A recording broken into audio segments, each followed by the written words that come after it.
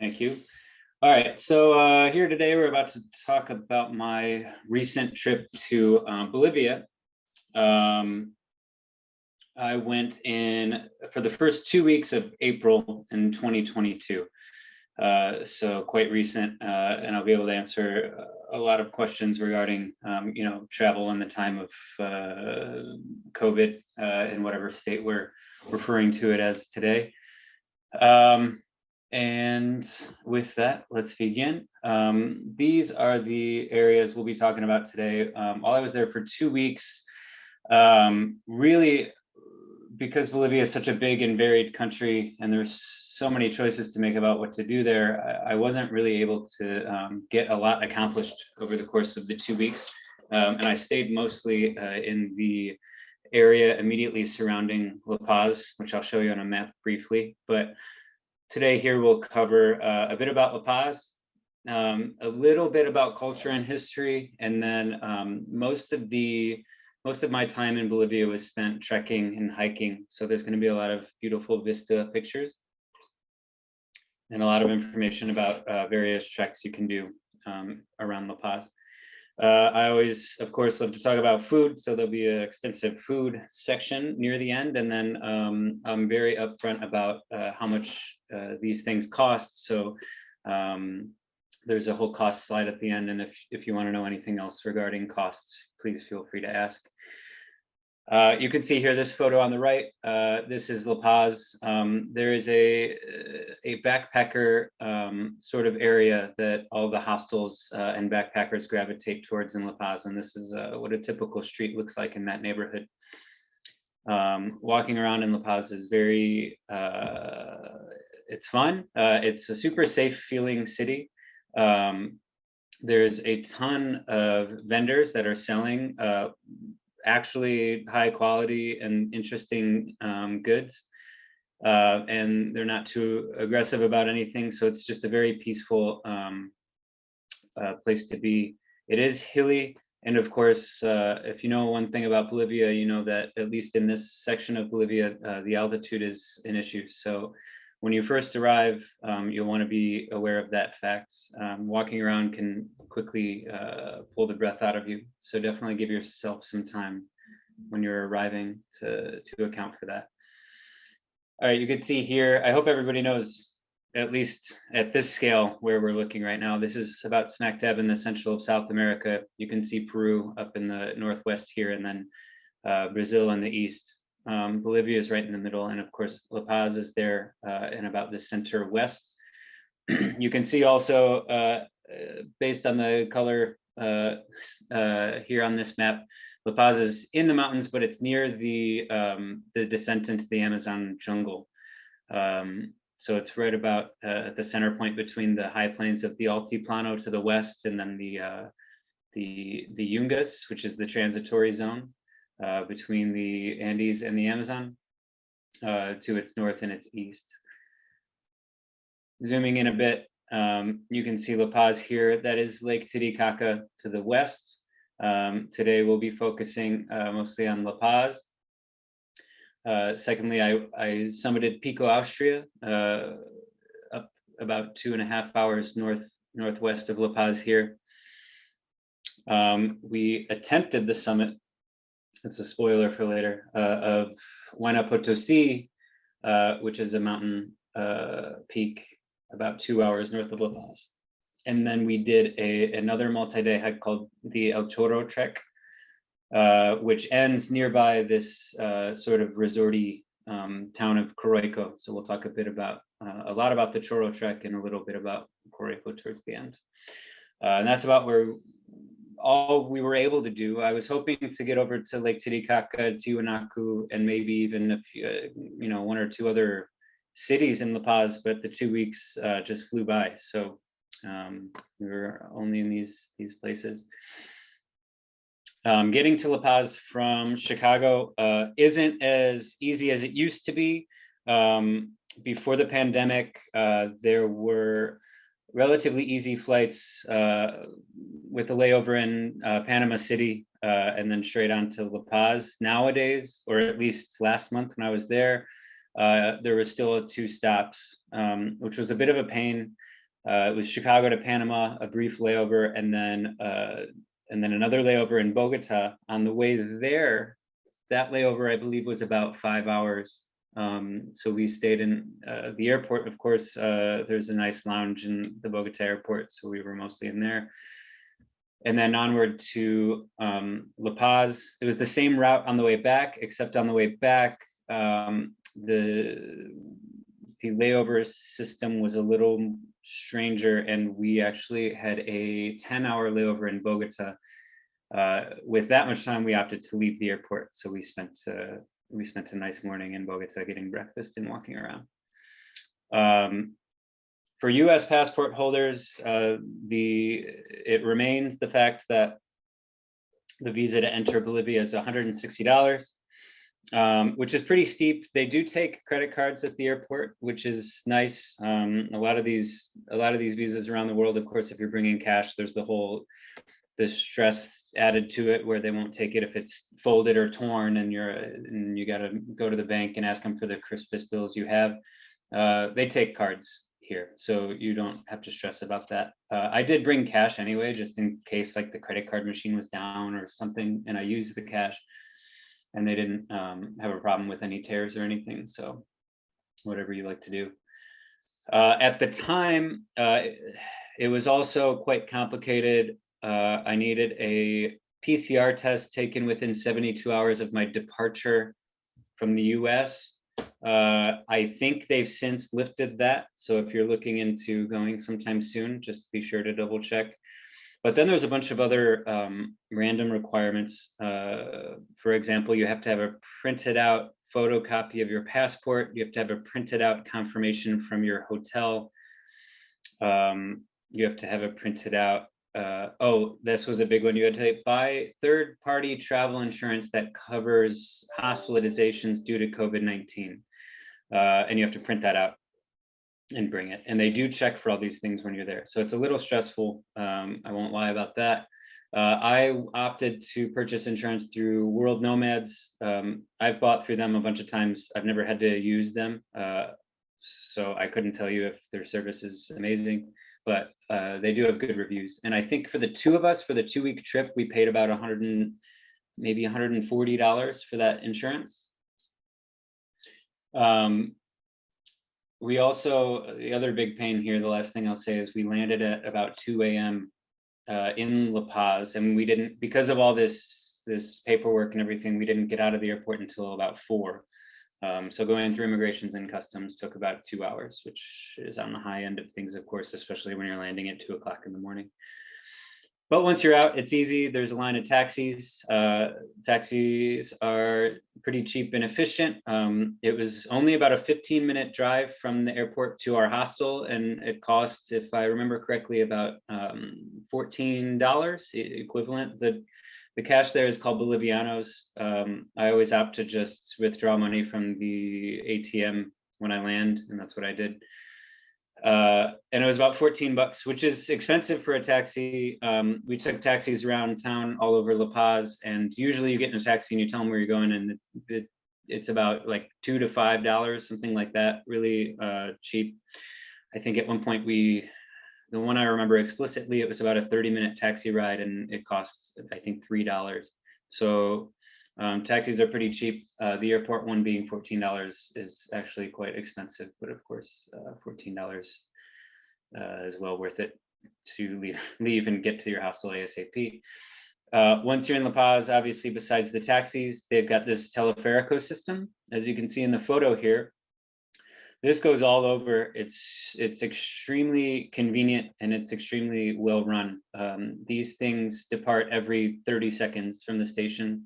And I want to say it's about 25 or 50 cents per ride. You might have to transfer lines, but each line it takes about 10 or 15 minutes. You're either going up or going down, and then you transfer to the other line, and it hops all over the city. And they're very safe and affordable and conveniently located. Once you're outside of La Paz, you're going to want to talk about 4-wheel drive trucks and vans and stuff. We didn't rent a car or anything like that. We were shuttled around whenever we were going on a hike or something. I'll get into this more later, but about half the time we hired hiking guides, and that included transportation. The other half of the time we just hired a taxi to bring us to the trailhead. But I'll get into that a bit later. But basically, anytime you want to get outside of La Paz, the road conditions, depending on which direction you're going, sort of deteriorate quickly. So you'll want something a bit more robust than a little taxi sedan. La Paz itself, like I said, despite having a reputation for being chaotic and weird, I thought it was really nice and interesting, and like I said, peaceful in a way. Even in the more crowded parts, it just struck me as a very I don't know, safe and nice city to walk around and explore. It's really high up there. Like I said, it's almost 12,000 feet. We opted to take, I think Diamox is the name of the tablet that you can take, which you start it the day before, and it's basically a blood thinner, so it helps with altitude sickness. And we took it almost the entirety of the trip. And then I'll get into this a bit more in a second, but we also chewed a lot of coca leaves. I'll talk about that more in a minute. La Paz, it's not as big as you'd think. 816,000. I thought that was low when I first learned that, because it's a big sprawling city. The other characteristic of La Paz is it's heavily populated by indigenous peoples. So if I am not mistaken, Bolivia is the most indigenous, in terms of obviously demographics, country in the hemisphere. La Paz is reflective of that. It's vast majority of the people either identify as Quechua or Aymara. According to online, these are the percentages here, 46 to 42, but almost everybody I met was Aymara. So I don't know if Quechua is a different part of town, or what the explanation there is, but this is also the side of Bolivia that's more heavily populated by Aymara people. The Altiplano out west is all Aymara. Quechua population's a bit further to the east in Sucre and Cochabamba, as I was told. There's a lot of historic sites. Once we were in La Paz, I said we landed at 2. We were at our hostel by 4:30 or something. And then we wasted no time. We went to bed, but we woke up at about 9, and we opted for this free walking tour. This Red Cap company is, I think, famous throughout South America. They just meet up at these at plazas and at certain times a day, and you can take the tour for free. Obviously, a tip is expected, and I would say obligatory, but they market them as free. This church in the middle is St. Francis, San Francisco Church, and a little bit of the history on this. I'm not going to go too much into culture and history and politics. Bolivia is a very, very fascinating place politically, in my opinion, especially over the last 20 years or so. But just in the interest of staying somewhat apolitical, I'll shy away from a lot of that sort of talk. If you want to talk about it in the Q&A, feel free to jump in, because I do have opinions. But just as a couple little examples here, this is the St. Francis Church. The Spanish, when they came into the area, they built this church intentionally on this site because it was a sacred site for the indigenous peoples, and they wanted the people to go to church instead. So they just put it smack dab on a sacred site and said, hey, here's your sacred site, come on in. And then they also tried to lure them in with, you can see on the right here, this is referred to as the Green Man. This is a depiction of an indigenous person chewing coca leaves. So it was sort of, again, like the Spanish's way to say, like, hey, we're cool. We appreciate your culture. Now come into the church so we can talk about the church. So just some light marketing there. And then on the left here, this is a government plaza that we stopped at as well. This was a site of some pretty historic moments, including the execution of various presidents and massacres of certain people. But we can talk about that later. Okay, one more last little thing about the coca leaves. So coca, of course, if you know what coca is, the first thing you're going to think of is cocaine. It is the plant that cocaine is derived from. Of course, there's a lot more steps in the process between being plucked off the tree into becoming like white powder cocaine. So the dried leaves, as you see here on the ground in front of this frog, are a far cry from cocaine. It's closer to a tea at this point, but it is a mild stimulant. So you can chew it, and it's supposed to alleviate the effects of altitude sickness, which was the primary reason I chewed it quite a bit. The secondary reason is just because it tastes nice. It just tastes like a mild green tea. And then beyond that, you're supposed to get a little bit of a kick from it, like a cup of coffee sort of kick. And then they say it can turn your mouth numb, which I guess would be fun. That stuff didn't happen to me at all. In fact, I don't even know if it worked for altitude sickness. I didn't get any altitude sickness. So it could have been some combination of the Diamox and the leaves, or maybe I just wasn't, my body just didn't care about the altitude. But in any case, they're nice. So you can just buy them on the street. A big bag of them that lasted us almost our whole trip costs $1. And then you can also get these little it looks like silly tack or putty tack or whatever that stuff is called, but it's this little like blob of sugar, and you can get it in certain flavors. So we got mint flavor, and you put the leaves in your mouth and then stick them against the side of your cheek, and then you pinch off a piece of the sugar blob, and then you can put it in there too, and it just flavors up the leaves. So we had mint, and then another time one of our guides gave us some of his, and he had a passion fruit flavor. This particular picture right here, this is obviously a frog. Frogs are well respected in Aymara culture. They're just a sign of rejuvenation in spring and good harvests and all of these things you hear about in these sorts of contexts. So Mother Earth in the local language is Pachamama. That's the name of sort of creator / Mother Earth. And the frog can often depict Pachamama. So people come up and they say something of a prayer and then offer some coca leaves to Pachamama. And that's what you see here. And then I think this is the last thing I'll say about culture before I go into the actual trip. But like I said, the indigenous people are the vast majority of the people in La Paz. They're about 55% of the total population of the country. And again, without going into it, over the last 15 or 20 years, there's been a bit of a power struggle between the indigenous people who are attempting to reclaim their right to self-determination versus the sort of old oligarchy of Spanish descendants. I'm trying to put this diplomatically, but there's a lot of politically tinged graffiti all over La Paz. This one says 55%, we are the majority. And it's just sort of a reminder to those passing by that indigenous people should be able to, determine their own fate within their own country. Okay, so before we get into the hikes, the day after our second day, every Sunday in El Alto, there is the famous what are they called? The Cholitas, the luchadores. And this is women wrestlers, akin to the wrestling you might be familiar with from Mexico City.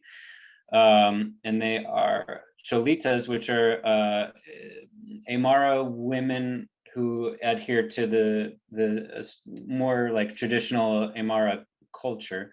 And then they dress up in these particular outfits and they wrestle. Happens every Sunday in El Alto, which is sort of the twin city to La Paz. It's actually where the airport is. So it's something that a lot of folks like to do. Here's another photo here. You can see, I think before the pandemic, this gym would have been packed with people. All these bleachers would have been full. Here, they sort of set up the foreign tourists in lawn chairs on the side around the ring. Behind me in this photo, I'm the one taking the photo, obviously. There's more bleachers, and those bleachers were mostly full, and the bleachers were full of local folks who were there having a good time. So it was a lot of fun. This is something we just paid for through our hostel. They sign you up, and a van comes and picks you up, and you get a ticket and a voucher for a beer. I don't remember how much it cost, but it was exceedingly cheap. I think like $10 a person, included round trip transport, a ticket, and I think 2 beers or something. So that's a lot of fun, just a nice cultural site. Okay, so on to the hiking. This is the meat of the presentation. So the main reason we picked Bolivia as a destination was for the hiking in general, but specifically for Huayna Potosi, which is not this one. It's the next one I'll talk about. Huayna Potosi is regarded as the easiest 6,000 plus meter peak in the world. I don't think it was so easy, but that's pretty high. I don't know if you know anything about altitude, that's high. So you need to acclimatize and you need to practice beforehand. You can't just land in La Paz and then go try to do Huayna Potosi.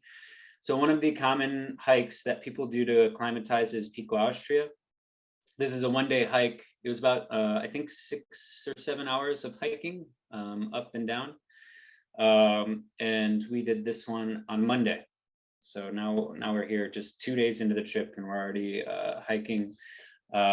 Extremely beautiful sights all around. We're up past the tree line here, obviously. There's these nice little lakes, and then there's some cabins alongside the lakes. If you wanted to stay out here, you can. You can fish and kayak and raft and stuff in these lakes and just hike to different locales. But we beelined up to the peak and back. You'll see my wife in these photos. That's me and her. So this is the peak. It's 5,350 meters, which is pretty high up there. The altitude, like I said, I didn't get altitude sickness at any point, but you can definitely, we both definitely felt it here. Air was really thin. Hiking up and down that would normally be pretty easy for us if we just were doing it in like Cook County Forest Reserves or something, was pretty exasperating. But you know, we got through it, and it was a nice day. So we opted, we were on the fence briefly about signing up for the Huayna Potosi hike, just because the Pico Austria hike was more difficult than we thought it would be. But then my wife made an executive decision, and here we go. I should mention, just to explain a bit about my tone, I don't love mountain trekking. This was definitely a trip that she chose. I did have a lot of fun, so I like to make fun of it and myself. But if it was up to me, we'd be on a beach or something. But she loves this stuff, so here we go. This one here has, it's not technical. They say, again, it's the easiest 6,000 meter peak in the world, but there are a couple parts. See that ice pick we have attached to our backpacks here? That is utilized quite a bit. And there's one part in particular where you have to climb up a 90-foot ice wall, which is one thing, but then climbing back down it, or rappelling back down it, is another. So this is us. That's the base camp in the background. We hiked up to that on day 1. I don't remember the exact altitude of this, but it was something like 5,400, which is the same as the peak of Pico Austria. And then this is us and our guide Luis. That's her and Luis. He took us out to practice on this hillside next to the base camp. This is what we did on day 2. Day 2 is largely a rest day. This is a 3-day hike, by the way. I didn't mention that. Day 1 is getting to base camp. Day 2 is practice. If you've never used crampons or an ice pick or anything like that, you basically practice on this hillside. There's a little trick to it. You have to sort of walk sideways upwards. And depending on how steep the incline gets, you walk sideways or you walk straight upwards. And then the ice pick has to go on a certain side. These sorts of things are stuff you learn on day 2, the practice day. Base camp was a lot of fun. No electricity, no running water, no heat, no plumbing, nothing at all, except a few other tourists back here who we chatted with most of the day. Lots of coffee and just hanging out, and I read my book for a while. All the food and stuff is included. I'm gonna get into like costs and food and stuff later too. So if you think I'm skipping it, fear not, we will get to it. I'm just saving it for a different section. But you can see here the background, there's a bunch of bunk beds. I would guess there's about 40 bunk beds back there. When we were there, the first night, there were probably, I think, 8 other trekkers. And then the next night, there were maybe 4 others. So clearly the place is not packed to the brim. Things are still recovering from the pandemic, but there are other tourists. Okay, so the night number 2, and which is also day number 3, you have to awake at midnight and get all your gear because the hike starts at 1 a.m. Obviously, it's in the dark, so this picture wasn't taken at 1 a.m. But you have your headlamp and you have your crampons and your ice pick, and it's essentially, I think he said, like 0 degrees Fahrenheit, if not much higher than that, when you're hiking through the night. So like my hair got frozen, for example, and our water bottles that were in our backpacks froze. So it's some serious cold, but because you're hiking the entire time, I never really felt it in my core. My hands got tired or cold a few times, and we had to deal with that. But this is what the hike looks like. Of course, in the dead of night, you can't see any of this, but on the way back down, it's daylight, and you were able to see everything you missed out at night. So you can see it's just a very consistent upward angle on the way up, and then on the way back down, and you just go down the same exact way. This is the peak. So I mentioned earlier, we attempted the summit. Unfortunately, we weren't able to succeed that day. You could see the folks here in this photo on the left-hand side. That's the highest we got. So that's the final pass to the peak. But unfortunately, it had snowed the night before quite a bit, and that final pass was snowed out, and there was no way through it. So we got about that high. Those folks tried again, I guess they told us when they got back to the base camp, they tried for another 45 minutes to make way through the snow, but they didn't make it either. We just gave up faster because I wimped out. But that would have been the peak. Unfortunately, we only made it, I think they fibbed to make us feel better. They said we made it to 6,000 meters. So congratulations. There was only 88 more meters to go, is what they told us. I don't know if that's true, but we got pretty close. And then of course, we were still able to enjoy the sunrise. It wasn't quite the 360 view you would get at the peak, but you can tell by this photo that it was still pretty stunning nonetheless. And that's the whole thing you want to do, is get up there for the sunrise. So very beautiful sight. From the peak, you can see Lake Titicaca in La Paz, but we were on the side of the mountain on the opposite direction. I think we were facing south. I don't remember. Well, no, clearly we're facing east. That's the sun. Okay. And this is us near the peak with our guide, Luis. This flag, it was in the title slide too. This is the Wapala flag. Bolivia has 2 flags. One is the old Republic of Bolivia flag. The country formally changed its name to the plurinational state of Bolivia.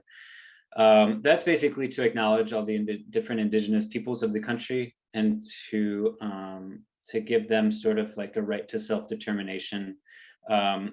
Each of these colors represents a different indigenous nation within the state of Bolivia. And this is the secondary flag. It's called the Wapala, and it just represents the indigenous peoples. So I brought one up with us because I think that's nice. Okay, so this is the only part of the thing where I'm going out of order from the table of contents. I said all the food stuff is at the end, but I wanted to put this one right after because 3 days of no showering and outhouses and no heat. We treated ourselves when we got back to La Paz. This is a restaurant called Gustu. There's a very famous restaurant in Copenhagen. What's the name of that restaurant? I'm gonna blank. But there's a very, very famous restaurant in Copenhagen. It's referred to as like the best restaurant in the world. The proprietor of that restaurant opened Gustu. I don't think Gustu is quite as renowned, but it's still got that sort of reputation of being the best restaurant in one of the best restaurants in South America, and I think it's regarded as the best restaurant in La Paz. So we decided to go there. This is a very, very fancy and expensive restaurant,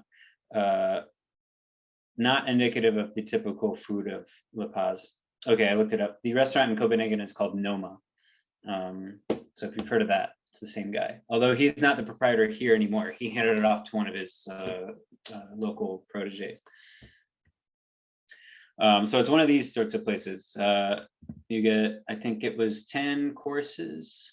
I can't remember the exact number because it's something like, I think on the menu it says 8, but really it's 10 because they always bring out 2 extra ones and try to pretend like it's a surprise.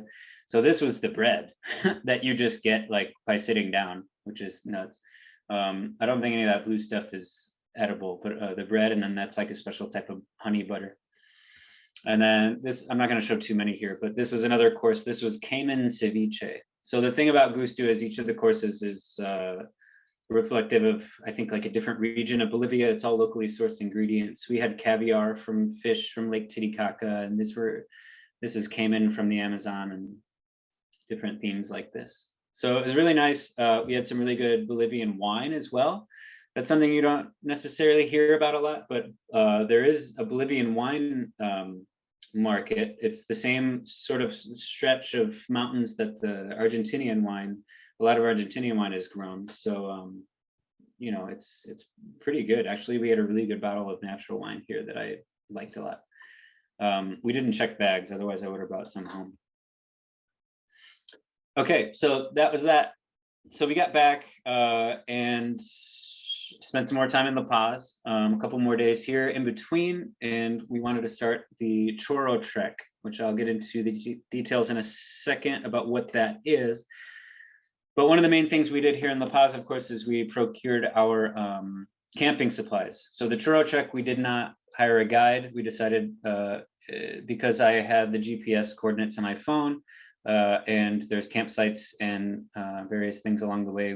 We got some camping gear. We rented it from a local camping gear rental place, and we bought a bunch of food from these street markets. We bought bread, tomato, avocado, cheese, and a few other things to just make a few sandwiches along the way. The hike's 3 days, and we're pretty good about not getting too hungry, so we knew we could trust ourselves with this.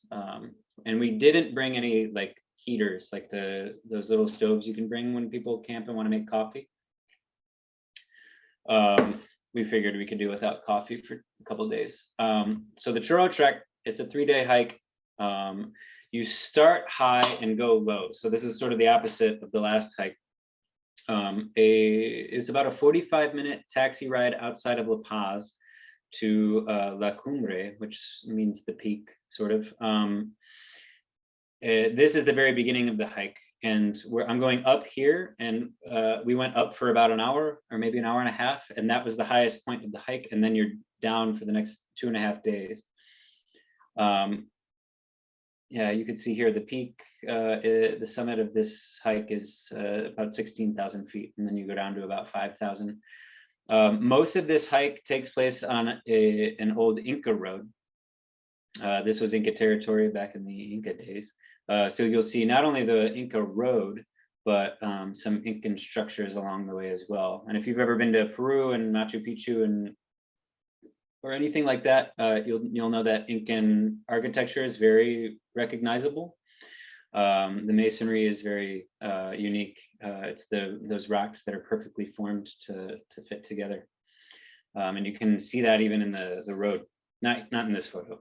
This is just a bunch of scattered rocks, but more here, I guess in the bottom left, you can sort of see the old Incan road sort of architecture. So this is going down, it starts to rain, it's really wet. You're walking through these hamlets, and there's people that come out. This is typically a pretty popular trek, I'm told, although we only ran into, I think, 3 other tourists the whole time in the 3 days. So there's not too many people doing it right now. And these llamas were thrown off by our presence too. The campsites are easy to find. Like I said, I downloaded the file on my phone. I use an app called maps.me. You can download the shapefile for the road and plug it in there, and then the GPS works even if you don't have data. So no worries. I just checked it every 20 minutes or so to make sure we were still on the path if there was ever confusion. And there is confusion a lot because a lot of this hike, especially when you're going through those hamlets and stuff, there's several routes you can take. So you want to make sure you have that on your phone when you're doing this. And then later in the hike, there's parts where the trail almost disappears. So you have to be careful. Here, this is just the land of a woman who has a house there, and basically she upkeeps this little roofed area for campers. You have to pay like $2 or $3 or something, and she says if you need any, she was selling Coca-Cola and cookies and a couple other things. So if you're ever in a pinch for calories, you can find these sorts of things along the way. You can see here as you continue downward, the weather gets a lot hotter, and you're going from the sort of like the paramo to the jungle, and it's straight up jungle after a certain point here. Lots of birds. Besides making sure you're staying on the trail, the other main thing you need to do here is cross a few rivers. This is the other stressful part about it.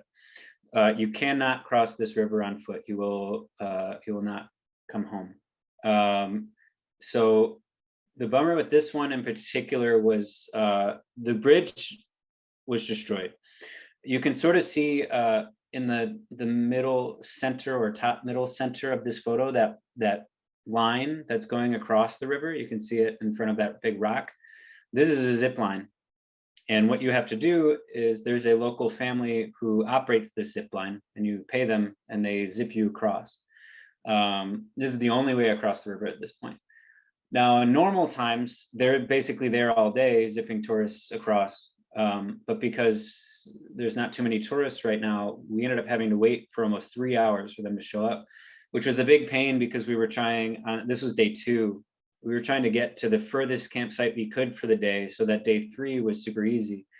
But because we lost 3 hours of hiking, we were only able to make it to the next campsite after crossing this river. And then the third day, instead of being an easy 3 or 4 hour hiking day, ended up being an 8-hour full day.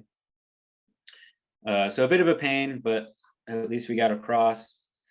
Here's another example of crossing a river. You can see there used to be a big, nice bridge up top there, but that one's gone. So the replacement here is just these branches. This is a lot sturdier than it looks in the photo. As we were crossing it, I was pretty confident that nothing bad was going to happen because it wasn't really wiggling or anything at all. But you still got to deal with stuff like this. So just know before you go that this is going to happen. But there are plenty of bridges that are still like this one. I don't know, it might look rough to you in this picture, but it was perfectly sturdy. No problems at all. So, oh, and then sorry, I'm going back. There's the final altitude when you're down at the bottom. It's about 5,700 feet. So it's very anticlimactic when you get to the end of the trail. This is what you're greeted with, a dusty road on a little town where nobody's around. But there is a little convenience store right here. And I got a beer and we got a water. And we arranged our taxi to go to Coroico. I don't really have any pictures of Coroico. Coroico is another town sort of near here that's sort of known as like a weekend destination for folks from La Paz. There's a lot of resorts and hotels and like water parks for kids and stuff. And it's got this beautiful valley vista. We opted to stay there for a night just to see what was up with it. And we stayed at a hotel called Sol y Luna. That had a beautiful, gorgeous view of the valley, and it was on these grounds where there was tons of forest. So we walked around in the forest quite a bit and saw lots of cool birds. And also on the ground, they had like a natural spring jacuzzi that we rented out for an evening, just the two of us with like a glass of wine. So that was nice. And that hotel, I wish I had more pictures of it, I guess, but that hotel itself was only $50. So you get all that for for $50. So we went back to La Paz. This was our last stint of the trip. So we're almost done here. And then in the last couple of days, we just ate a lot more food, drank more Bolivian wine.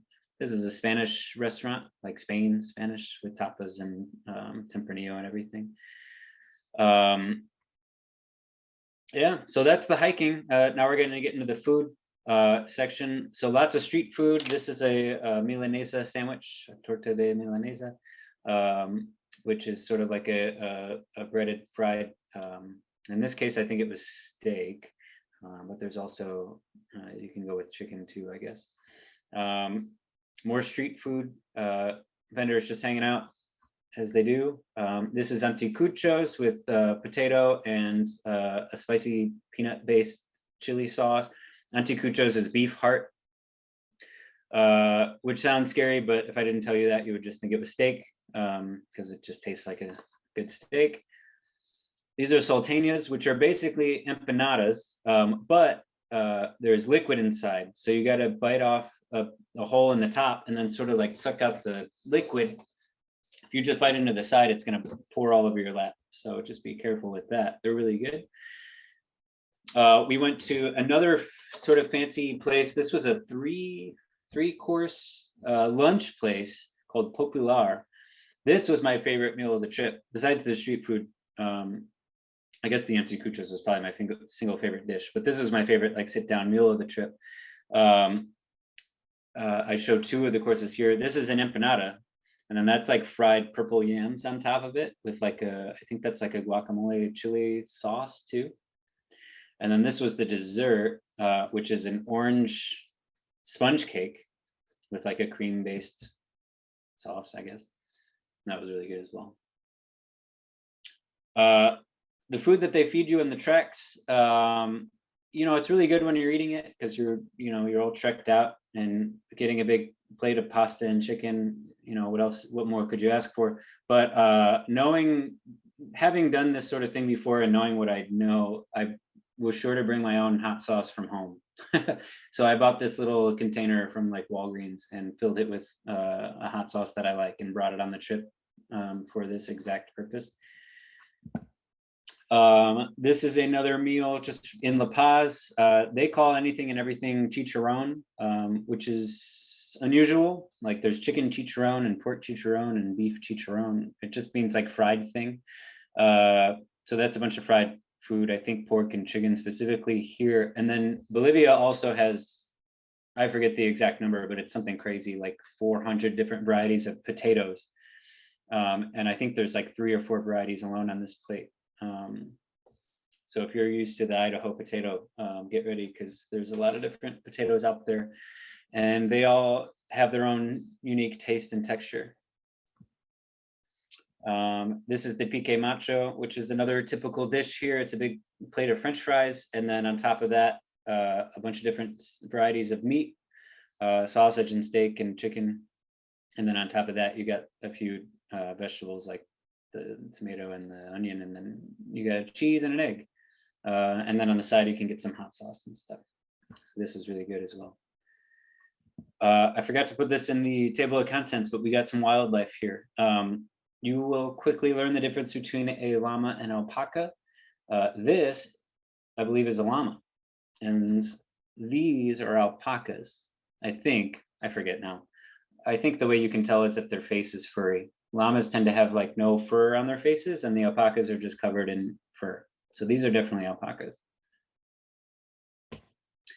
Lots and lots of wildlife on the Churro Trek, especially when you get into the jungle. This is a blue Morpho butterfly. Obviously with its wings closed, when these things are in, first of all, these things are huge. This thing's like the size of a dinner plate. But when it's flying along, it's bright, bright, bright blue on the back of its wings. So it's a really nice sight. And these, this has happened to me before, but they like to follow the trail. So it'll look like they're guiding you along. And it's just a nice sort of feature of this part of the world.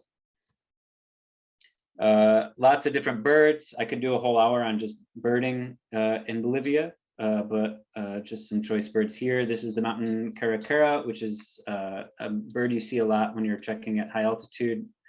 These are known as, these are supposed to be good luck. So this one was taken at the peak of Pico, Austria. I think this is the last animal of the slideshow. This is the viscacha. It's basically like a bunny. I don't think they're related to rabbits actually, but they hop around in the rocks the same way rabbits would. But they're pretty shy, so you have to have a long lens to get one. Okay, costs. We've got airfare from Chicago. I was able to get pretty decent airfare. It was about $6.50 round trip per person, and we went from a Friday to a Friday, so it was on peak flights. Although the flights weren't the most fun, as I mentioned at the beginning. Taxis, I mentioned the airport taxi was $14. It's $2 to $4 to get here and there in La Paz. And then I think the taxi that we paid to get us from La Paz to La Cumbre, the one that took like an hour to get to the start of the Churro Trek, if I remember correctly, that costs about $15. We mostly stayed in hostels, private room, private bathroom, and we paid between $30 and $40. And all the hostels we stayed in were pretty good. One of the nights in La Paz, we opted to stay at a nice hotel. I think that was after the Choro Trek. We just wanted we wanted a reliably hot shower with good water pressure. We're like, all right, let's spring for a hotel. We stayed at a nice place, and it was about $100.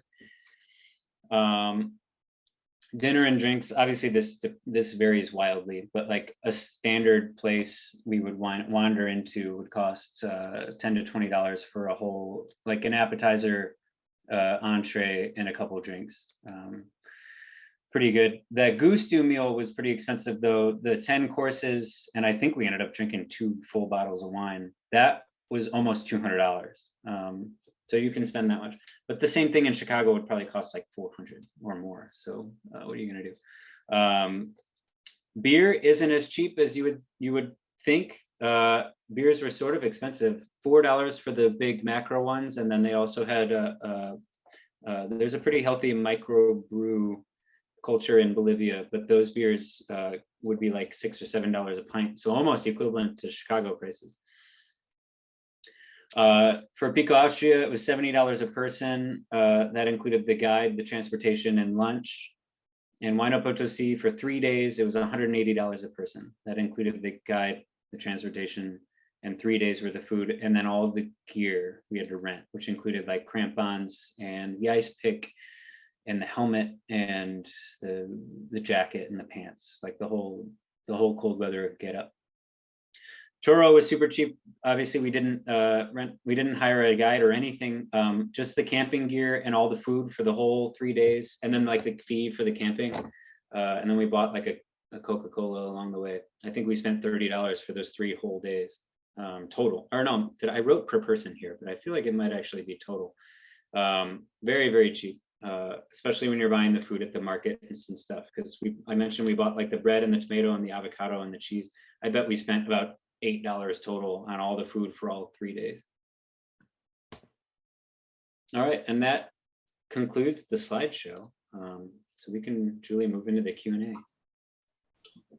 Derek, that was awesome. Thank you so much for sharing your travels, and those photographs at the end with the animals were really cute. So thank you for that. We do have a few questions from people here, but I want to encourage anybody, if you have a question, please don't be shy. Feel free to go ahead and put those in the Q&A box. We have a comment from Rosa Salazar saying, my AP Human Geography students and I really enjoyed your presentation. There you go. Thank you. A question here. Considering the terrain, how would you be able to access emergency medical care, and where would you end up going? All right, I do have an answer to this question. Well, for me, man, it would have been hopeless because I didn't have any backup plans. I would just have to wait for a good Samaritan passerby to make their way along, which you know, at Huayna Potosi probably wouldn't be that long because there's a pretty constant stream of people going in and out. And in those cases, basically everybody has a guide, and the guides are licensed, and they know what to do. So while I don't necessarily know the answer to your question, you're in capable hands with the guides. Those folks are definitely pros, and they know what's up.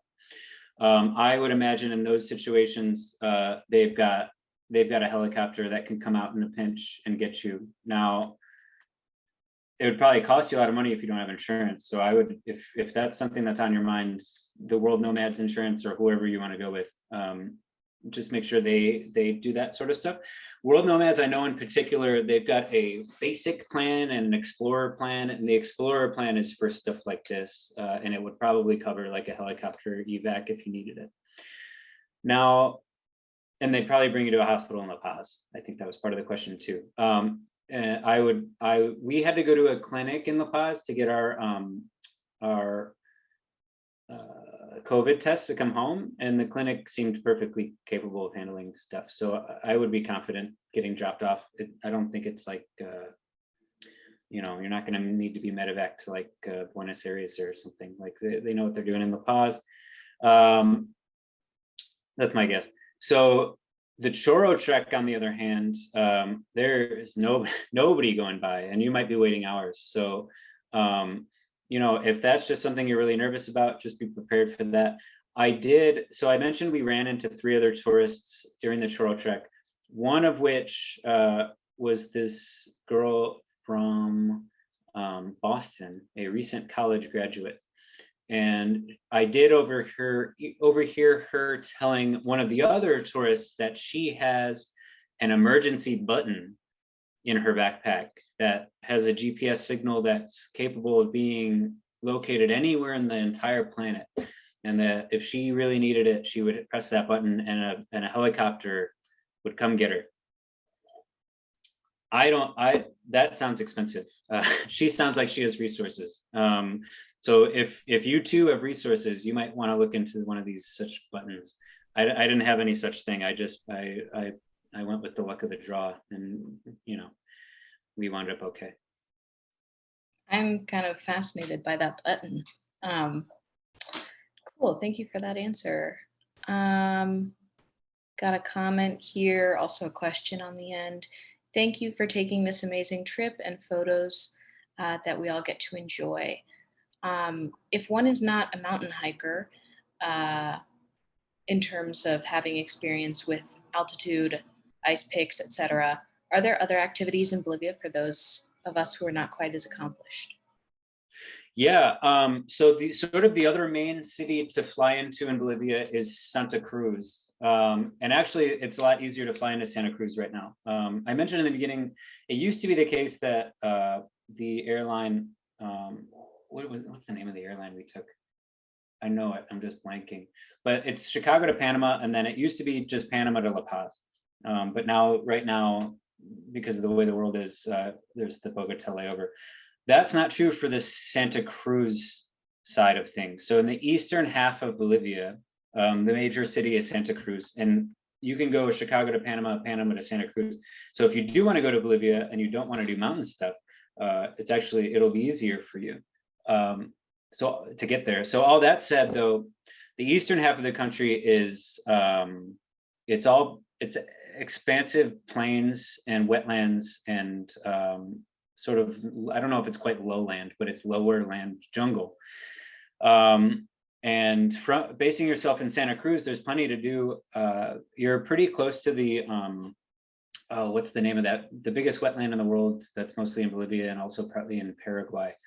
That ecosystem is also in Bolivia. So it's this huge wetland expanse where you can go on a legit safari and see jaguars and anteaters and capybaras and all manner of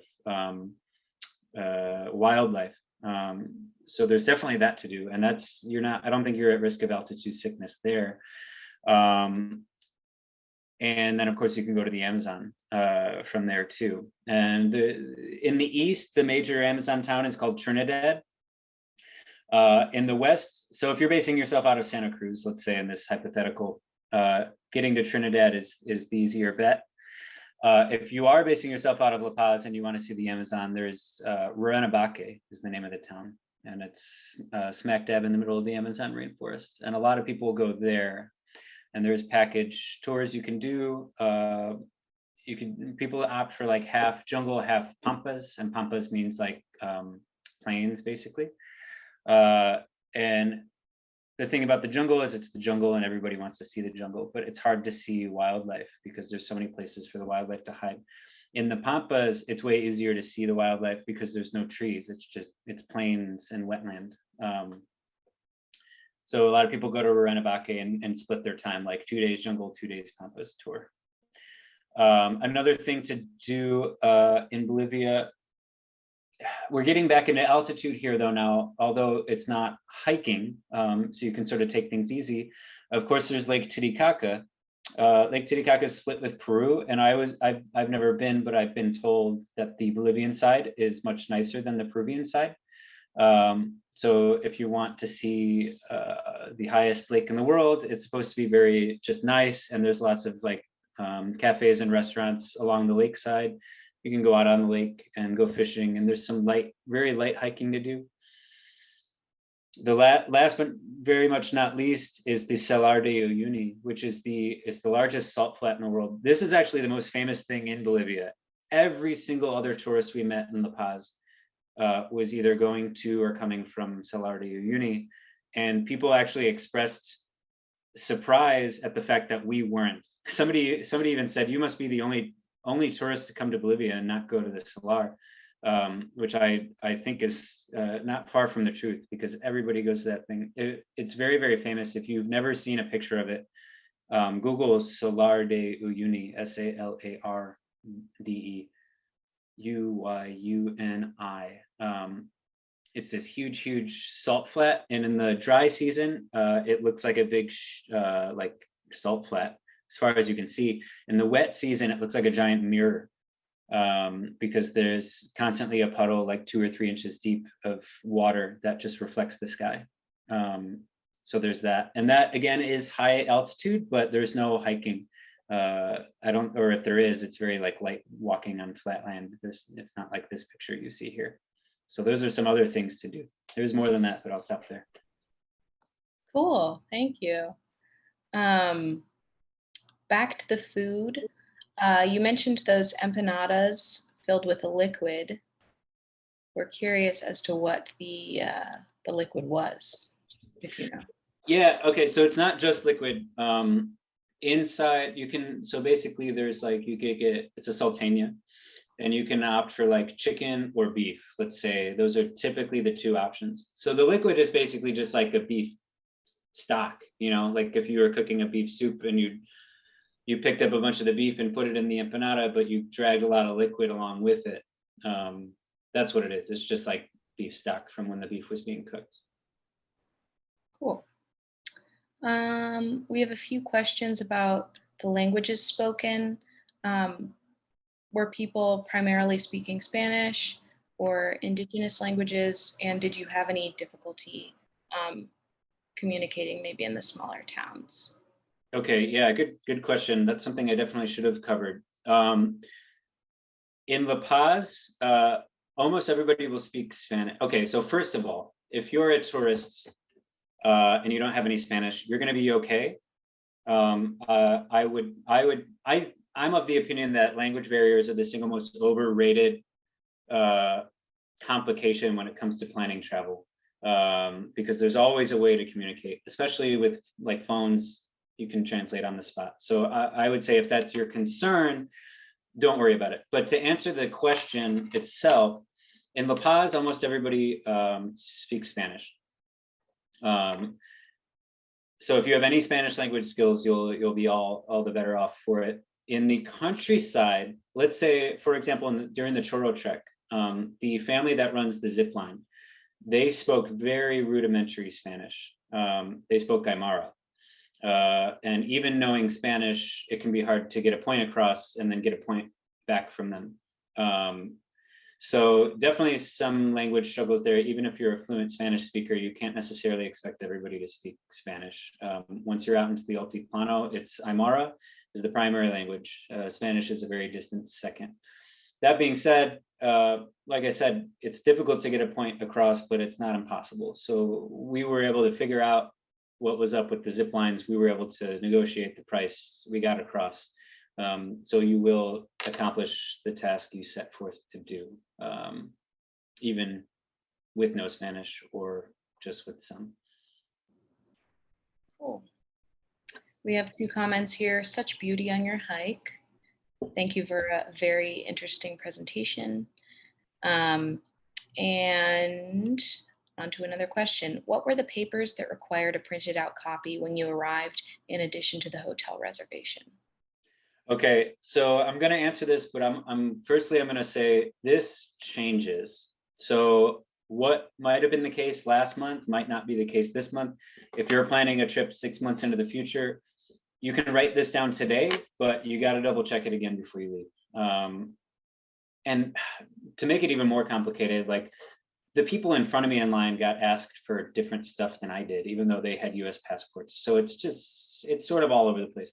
I would bring everything, so you're not stressing out. But the other things I remember explicitly needing, you need the printout of your hotel reservation.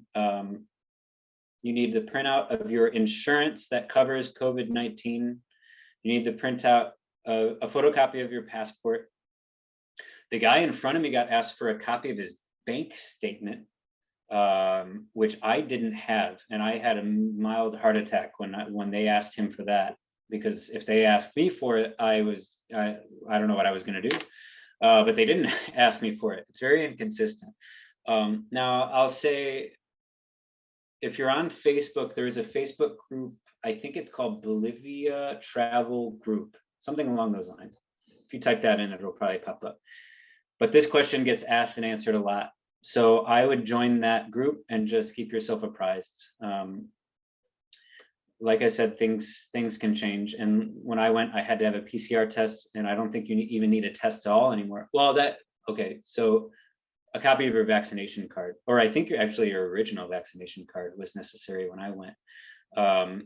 So the PCR test is no longer required for those who have a vaccine card. That's the newest thing I've heard. Yeah, it sounds like it's inconsistent even in a distinct time period that you were there. So gotta cover all your bases. Can you remind us of the name of the free walking tour company in La Paz, please? Yeah, I'll do you one better. So Red Cap is the name of the walking tour. If there's a way, if you're planning to go there, actually, I really recommend Max. Was the name of our guide. He also, so we met him on the walking tour, and we sort of hit it off. And then a few days later, when we got back to La Paz, I think after Huayna Potosi, I texted him. He gave me his. If you have to know what WhatsApp is. You need WhatsApp when you're down there. So if you don't know what that is, download it. It's an app. It's basically a texting app. Everybody uses that. So I WhatsApped him, and I said, hey, we're in town for one more night before we take off on the Churro Trek. You mentioned last week that you do food tours. Is one of those happening tonight? I looked on the Red Cap site and it said like maybe, I don't remember, it like led me to believe that it was possible, but then I couldn't book it or something. So I texted Max directly. And he got back to me and he basically said, can't do it with Red Cap today. I don't know why, but I'll take you out. And he took me out for the same price as the Red Cap tour. The food tour is not free, just the walking tour that I mentioned earlier. That's free with the tip for Max or whoever the guide is. The food tour is not free, but he charged us just the same that he would for Red Cap, which is all the better as far as I'm concerned, because then all the money's going to him instead of like some guy in an office in London or whoever owns Red Cap. So yeah, Red Cap is the name of the agency. If you can finagle your way into getting into Max's group, please do. He's great. Perfect. Thank you for the recommendation. What type of camera do you use for your photos, or do you just use your iPhone? Okay, so almost all the photos in this presentation, I'm not a photographer, but I have a camera. It is a Canon Rebel T7i. And then I just had, for the like wider angle shots, I just have the stock lens that came with it. But then for like, because I like recently picked up the hobby of taking pictures of birds specifically, I have this lens, which I don't know how to talk about it because again, I'm not really a camera guy. I just looked up reviews and bought it, but it's 70-300 millimeter image stabilizer nano USM. That's what it says on the side. I do know that this lens cost me about 550 bucks or something. I used all my Amazon points. I saved them up, bought myself my birding lens. So that's what I used. From what I know, this is a pretty middle of the road or like beginner camera, but it gets the job done as far as I can tell. So I recommend it if you fall into that same category. All right, looks like we have one more question here. Sorry about the train. What is one thing that stood out about Bolivian culture that you wished existed in the US or Chicago more specifically? I have an answer to this question, but I hope it doesn't offend anybody. Man, the kids there are so much more well-behaved. Like this past weekend, the weather was nice and my wife and I went out to a couple restaurants and like hung out on the patios, and there's kids running around screaming and the parents are like, please stop, please be quiet. That doesn't happen in Bolivia. All the kids there were so nice and quiet and well-behaved and reserved and like and fun. They would like smile at you and wave and stuff. I never once saw a kid run around screaming his head off and his parent running after him saying like, please stop it, you know. So that's one thing. I'm not a parent, so there's probably some parents on the call who are mad at me for like characterizing American kids that way. Okay, so a more diplomatic answer, if we're talking specifically like La Paz compared to Chicago, it's the same criticism, or the same thing I would say for a lot of places. I really wish Chicago had more of a street food culture. I think going around the world and knowing that street food is such a thing in a lot of places, and that it just isn't really in Chicago is such a bummer, because I think it's such a beautiful aspect to any culture, and it like brings people out and it gets people talking, and food is like, you know, the great bringer together of people. So I really wish Chicago wasn't so archaic with their weird street food laws. Absolutely. I am not seeing any more questions here. Do you have any last things that have come up that you'd like to add, Derek? No, if anybody wants to get in touch with me though, like I'll give you like Max's phone number and stuff. Like just get in touch with Julie or the Geographic Society of Chicago, and then they'll pass you off to me and give you my contact info. But I'm happy to answer any more specific questions and recommend like the tour agencies I went with, or the hostels I stayed at, or anything at all, like specific restaurants. Yeah, just get in touch if there's something you want to know. Absolutely. Well, thank you so much, Derek. Especially, you know, with your fantastic pictures and answering all of our questions there. That will conclude our travelogue presentation for today. Thank you so much for attending and for supporting the work of the Geographic Society of Chicago.